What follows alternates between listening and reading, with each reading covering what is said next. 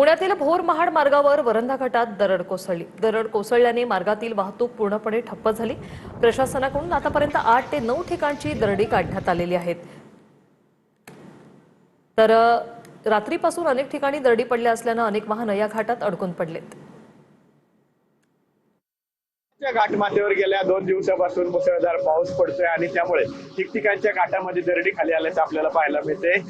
पुण्याहून कोकणाला जोडणाऱ्या वरण घाट मार्गावर सुद्धा जवळपास 10 ते 15 ठिकाणी दरडी जे आहेत ते खाली आलेले आहेत आणि ते काढण्याचं काम सध्या प्रशासनाकडून युद्ध पातळीवर सुरू असल्याचं आपल्याला या ठिकाणी पाहायला मिळते. जवळपास 9 ते 10 ठिकाणच्या या दरडी ज्या आहेत त्या आता काढून झालेल्या आहेत आणि या पोकलँड मशीनने आता जो मलबा खाली आलेला आहे ते काढण्याचं काम या ठिकाणी सुरू असल्याचं पाहायला मिळते. या ठिकाणी पाहिलं तर पोलीस प्रशासन सुद्धा या ठिकाणी आलेलं आहे आणि पोलीस प्रशासन स्वतः उभं राहून हे सर्व काम जे आहे ते या जेसीबी पोकलँड मशीनकडून आणि कामगारांकडून करून घेत असल्याचं आपल्याला पाहायला मिळते. या ठिकाणी पाहिलं तर मोठ्या संख्येने गाड्या सुद्धा या ठिकाणी अडकून पडलेल्या आहेत. प्रशासन सुद्धा या ठिकाणी पाहिलं तर युद्ध पातळीवर या दरडी हटवण्याचं काम जे आहे ते आपल्याला करताना दिसतंय. कॅमेरा पर्सन किरण आंबेकीसह विनय जगताप, टीव्ही 9 मराठी, पुणे. तर सध्या तरी रात्रीपासून दरड कोसळणं चालूच आहे. सकाळी साधारणतः एक 7-8 ठिकाणी आणखी नवीन दरड कोसळल्यात.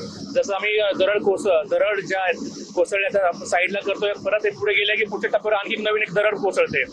कधी पुढे गेलो की परत पाठीमागे दरड कोसळते. तर पुढे आणि पाठीमागे क्लिअर करत आम्ही पुढे चाललो आहोत, लोकांना मदत वगैरे देत आहोत. रात्री 1:30 वाजता बोरवरून महाडमार्गे जाताना रस्त्यामध्ये दरड कोसळली. त्या दरडीमध्ये आमचा टेम्पो रस्त्याच्या बाजूला आलेला आहे, कटाड्याच्या कडेला.